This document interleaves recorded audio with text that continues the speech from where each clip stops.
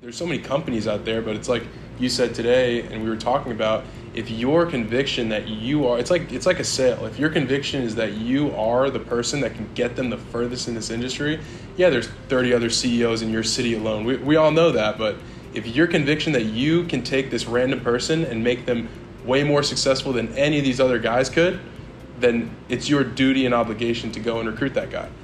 So having that conviction and being a good leader is, for me, was really my tactic in, starting this company and being different, being set apart from all these other solar companies, because there's so many.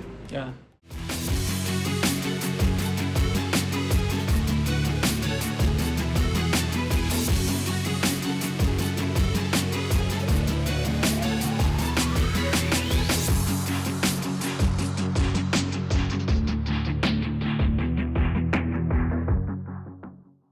Hey everybody, this is Sam Taggart with the DDD Podcast, and I'm here with Sean Holmander.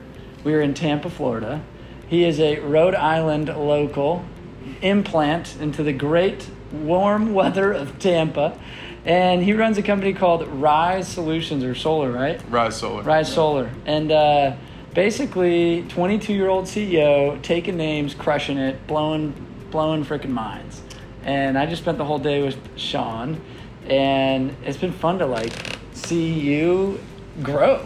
I mean, we met when? We met at Door-to-Door Con, 2 Door-to-Door Cons ago. So 2 years ago, and you had been in the industry for how long? I'd been in the industry for 9 months, minus 2 months for COVID, so 7 months. 7 months? Yeah. And it's fun, because it's now I'm in his office consulting as a new business owner, and you were, the typical sales rep that got recruited, did really well. I guess, what was your best month? My best month, I think I sold 28, mostly self-gen. That's deals. awesome. Yeah. So Slayer, the kid, guys, stud. And then you, how long ago started your own Rise? Yeah, I mean, after, I was selling a lot, managing a lot of people, and I just eventually went over and started Rise. That was about 3 months ago.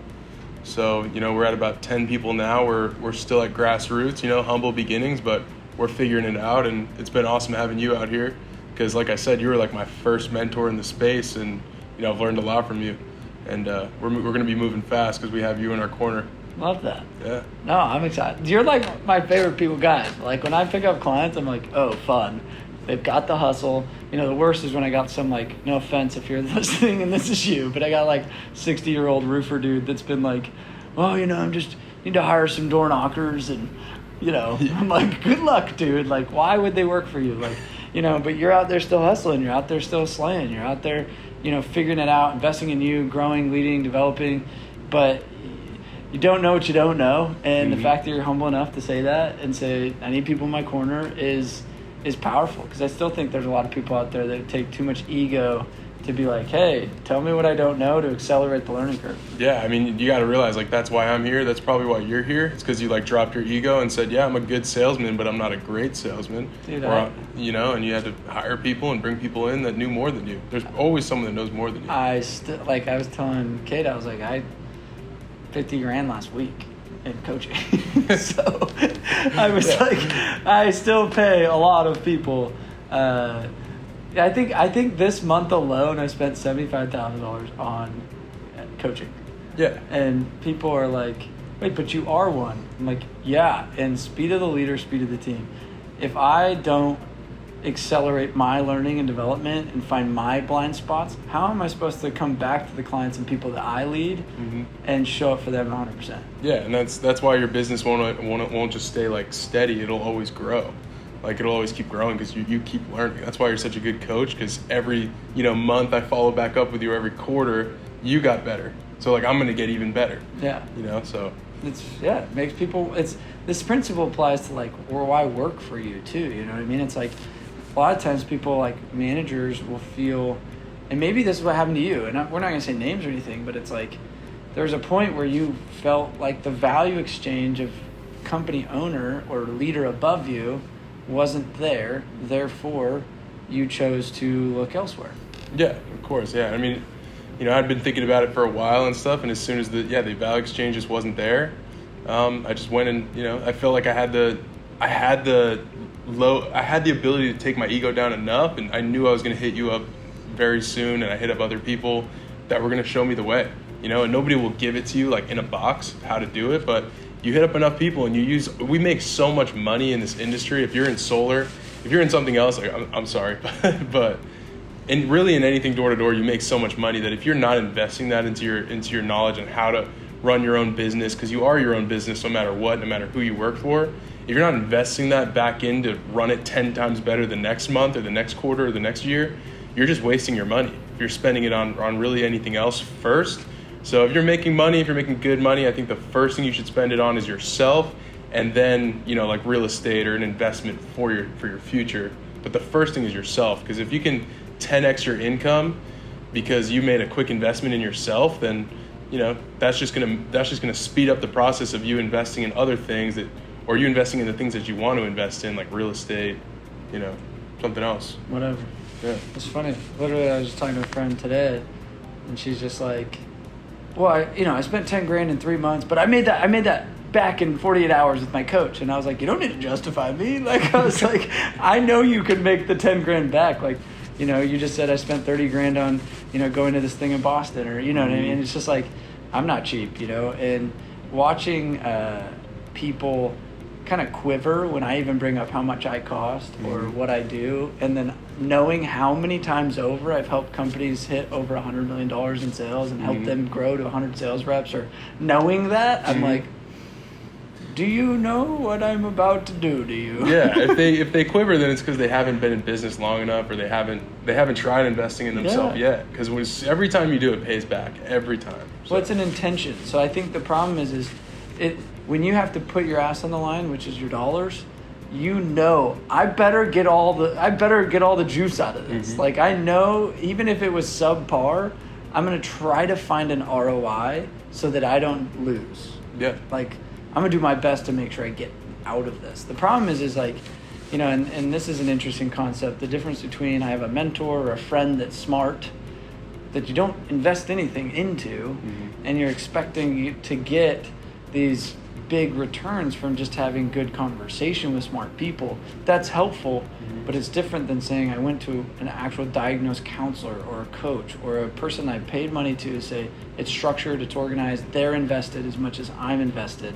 Therefore, there's like true alignment and real getting action and really getting result. Yeah, absolutely. And even like a bad investment is better than a good spend. Ooh, so, I like that. Yeah, you like that. So a bad investment is better than a good spend. You could buy a fancy car, but it's always a bad spend. Yeah. So even a bad investment pays off in some way, somehow. So, you know, that's why they say a bad investment is better than a good spend. I love that. Yeah. So a couple of things I want to jam on this podcast. And then if you're listening or watching, we'd love to hear your guys' questions. But at what point were you like, all right, I'm doing it? I'm like, what triggered the element of I want to start a business? Or was this something that you knew since you were a little kid you wanted to be a business owner? Like, where did that just like spark? Yeah, I mean, I had always known, and the whole time it's like, you know, I'm pretty sure Grant Cardone talks about he was working at a McDonald's and so was someone else, and he hated his job every day. But the other guy he was working with loved it because he found out that he was working to make enough money and learn the skills to start his own franchise. So my intentionality over the past 2 years and why I've done so well is that I was, you know, learning every single day what it takes to run my own business. And if you're in sales, you're already running your own business. You yourself are your own business. And I just took it to the next level of that and really just took in everything I could. And once I felt like I figured it out, you know, I was in a great place. I was making great money. You know, and I was comfortable. And that was the problem, is I got so comfortable that I needed discomfort again. I was like, you know what, let me make this switch. You know, I got super uncomfortable, still working towards that comfort again. And it's the place where I like to be the most, where I'm grinding every day is like a new quest, trying to figure it out every day. So if you're comfortable, you're not going to perform at your highest. But when you're uncomfortable, you really unlock a second gear. Love that. Yeah. So what have been some of the unforeseen challenges that you maybe weren't expecting that it's just like, oh, nobody ever told you that when you go start a business? There's a ton, man. It's like, if you're just managing or if you're just selling and then you make that transition, there's so many little things that you didn't realize were there. Payroll's got to be done on time. You're not paying, you're messing with people's money. They don't like that. So payroll's got to be done. But at the same time, you may have to be running your own meetings. You may have to be still out there selling. So it's basically just more responsibilities. And at the beginning, it's for less money. So it's more work, less money, and then it's more work for the same money. But then eventually, you break a barrier and you start hitting your goals, and that's the future that you can really aim for. Isn't that crazy? Most people don't tell you that. Hey, go run a business, start a business, and make a lot less. It's like, oh, sweet. Do way more work, more headache, more risk, more liability, and make less money. Sign me up. Perfect. Yep. Yeah, I'm in on that. But what's interesting, we were jamming at lunch, right? And it was like, hey, how much more interesting is it though? You know what I mean? Like the challenge, like you said, I'm uncomfortable. Mm-hmm. You had sales on autopilot. You could go out, get deals, close, make money, paycheck, done. Mm-hmm. You're leading on autopilot. You had you're 30-something guys, right? You're the top office of the company. You're crushing, and you started figuring that one out. And you're like, what's next? Like the challenge is what is more driving than the income. Yeah, and I would say I had pretty much broke every barrier. If I wanted to go out and get a sale, I could go get it. 2 sales, go get it. And managing was pretty easy too. I had figured that out too. Not to say I was the best in the world. I could have gotten better and better, that's for sure. But I just felt like I was so comfortable. If the place that I was in allowed me to expand the way I wanted to, then I wouldn't have had any reason to need to go. But I wanted to expand more in the state of Florida because I love this market. I love Florida. We haven't had a chance to sell in Florida. It's an awesome thing. But I just really wasn't able to with the situation I was in. So that's really the major factor that made me go and do it. But if you're in a space where you are able to expand and spread your wings out, and if that's what you want to do, then you should just take that advantage and go after it. Love that. What other unforeseen obstacles was it like that you just nobody told you about? Yeah, I would say, bringing in new people, especially when you're brand new, you're still working on your systems, you're still building out your brand and getting all your structure in place. It can be tough. There's so many companies out there, but it's like you said today, and we were talking about, if your conviction that you are, it's like a sale. If your conviction is that you are the person that can get them the furthest in this industry, yeah, there's 30 other CEOs in your city alone. We all know that, but if your conviction that you can take this random person and make them way more successful than any of these other guys could, then it's your duty and obligation to go and recruit that guy. So having that conviction and being a good leader is, for me, was really my tactic in starting this company and being different, being set apart from all these other solar companies because there's so many. Yeah. I think it's so critical to appreciate, one, if I'm part of a big company, let's say, and they spent hundreds of hours, probably thousands, if not hundreds of thousands of dollars on a training system, on an onboarding system, on a process with employees and W-2s that are like walking people through pipeline.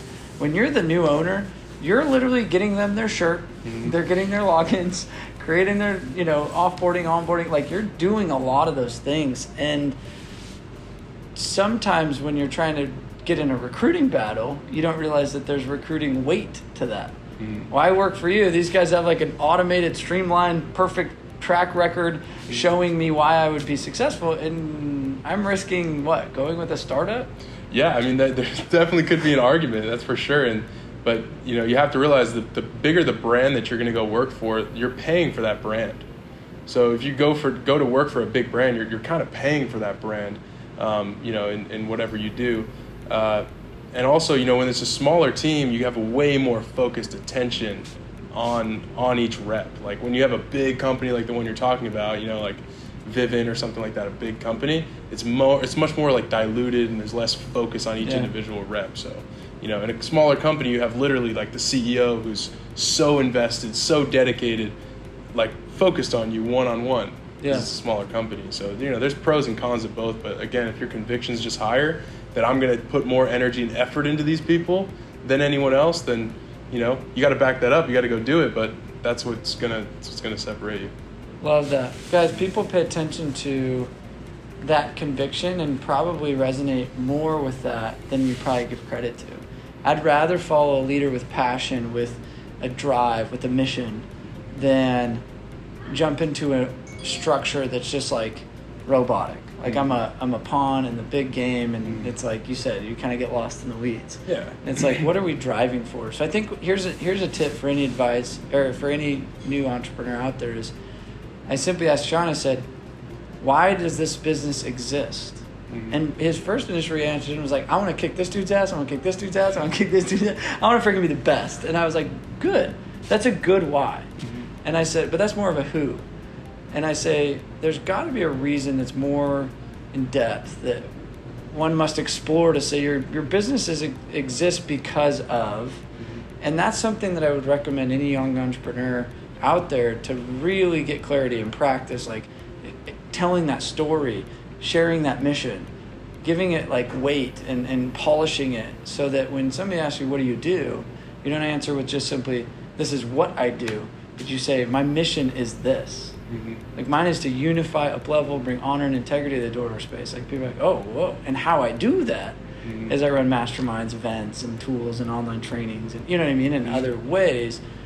But I'd rather answer with like, this is what I'm about. Mm-hmm.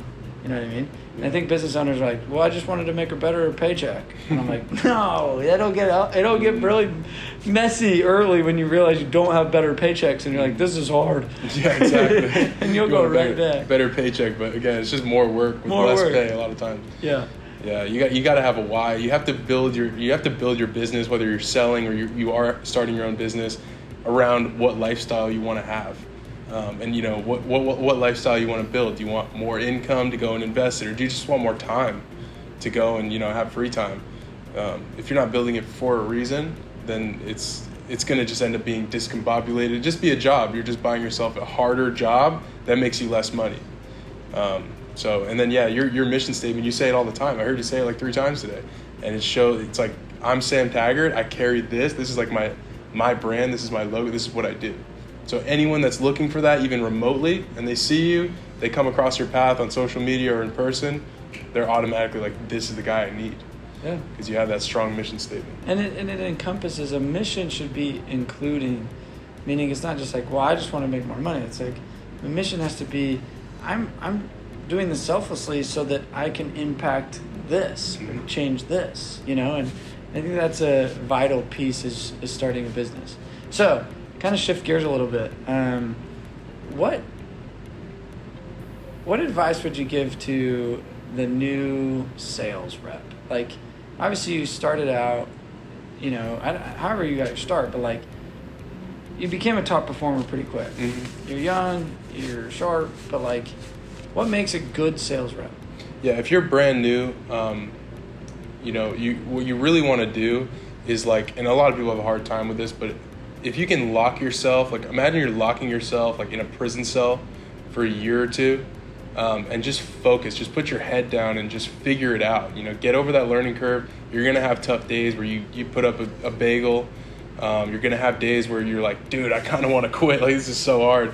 At the very beginning, first month or two, and then you start figuring it out. Keep yourself in that box and keep figuring it out and keep going deeper and deeper and deeper. Even when you're really good, even when you're selling 10, 15 a month, if you can keep going deeper even then, don't allow that to be an excuse to, now I can go party and now I can go take days off and go to the beach. Stay in that box as long as you can and keep going deeper and deeper. And how can I figure this out? And you'll just go further and further. Okay, now you thought you were a big shot at 10, 15. Now you're at 20 a month. And then you watch Sam Taggart's last podcast as someone that sold 22 in a day. And you're like, dude, what the heck, man? I just got to 20 in a month. This dude sold 20 in a day. In order to get there, you just have to stay in that box and stay focused. Don't allow these distractions to get you. Don't be content and say, hey, all right, now I'm really good. I can start taking some time off, stop training as much. The deeper you can go in that box, as long as you can, the further you'll take it. And that's where the true top producers in the industry come from, is they stayed in that box for as long as possible. Love that. What I guess, did you ever had any moments that were kind of like kick in the nuts, like almost quit hard moments in this? So my first 20 deals, my manager looks at me. He's like, "All right, man, you've been crushing it. Like, let's look over your deals." And he's like, "Half of your deals have canceled." Literally 50%. I'm like, dang. And I knew that the last 10 there was some on hold. Some way. It was even more than that. So, I thought I had it figured out. My first 20 deals took me how many months? I don't know, 4 months, and half of them had canceled. So I was like, well, here we go again. I thought I had it figured out. Now there's a whole nother aspect to this. So, whatever you're going through, at that point I wanted to quit. I was like, this is just too hard. But whatever you're going through, just realize that someone has already gone through it before. I guarantee you. Whatever it is. You sell 20 deals and 100% of them cancel. It's happened to somebody. And they've gotten through it, and they've become, and they've done well at this job. There's so many people out there in sales that had horrible experiences, didn't sell anything for a whole year straight, something crazy like that, and they got through it. So whatever you think is your worst case scenario, this isn't working out for me, it's just not true. It's just something that you're selling yourself. Believe me, if you looked around hard enough, you'd find someone that went through something worse and got out on the other side and succeeded. So that's so true. Yeah. Because how many people out there don't ever tell you about cancels? You're going to come onto this company, you're going to suck, and then you're going to start selling, and then they're going to cancel, and then it's just it's the next phase. Yeah, you're then you're going to realize, oh crap, I have to follow through and I have to do the deal submission the right way, and for these to go through the pipelines and not get on holds, and then and you're like, wow, I wish I would have known that. Yep, yeah. It's it's just constantly once you get over that, though, that's a good one to get over. Yes. Once you get over all those cancels and stuff, you figure out volume first, and then you figure out retention. At that point, you keep up the volume and you have good retention. That's when you're making pretty good money, I've found, with a lot of new people. That's actually a good cycle. That's true. I would say, yeah, just put in deals. Don't procrastinate closing deals. Don't procrastinate getting out there and slaying. Because I don't know all those little tips and tricks to keep the retention, or I don't have the perfect sales process, or I'm like, no, just start getting some deals under your belt.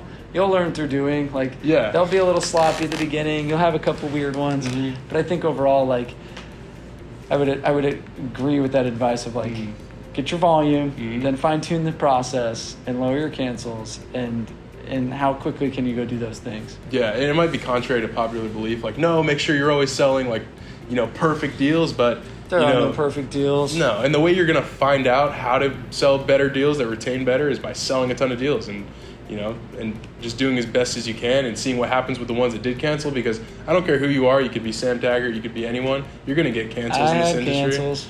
Yeah, and it's figuring out, why did those ones cancel? Why did this one cancel? Why did that one? And you find a recurring thing and you fix that problem, fix the issue. I love that. Yeah. I love that. We got to kind of wrap up. So last question, what advice would you give that new entrepreneur, if you could give one piece of advice for any new startup now that you're 3-4 months in? You're hey, if you're starting next week, here's what I'd say.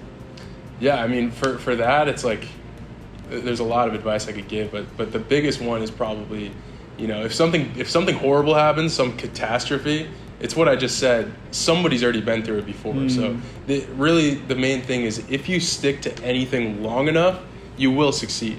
It's just, as long as you don't quit at something, whatever it is you're trying to do, you want to make the next Amazon, write a book, even though you've never wrote one before. As long as you don't quit, you will succeed.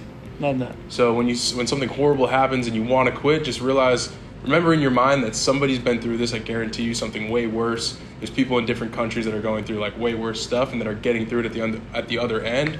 And just realize that and push through and just don't quit, and you'll succeed.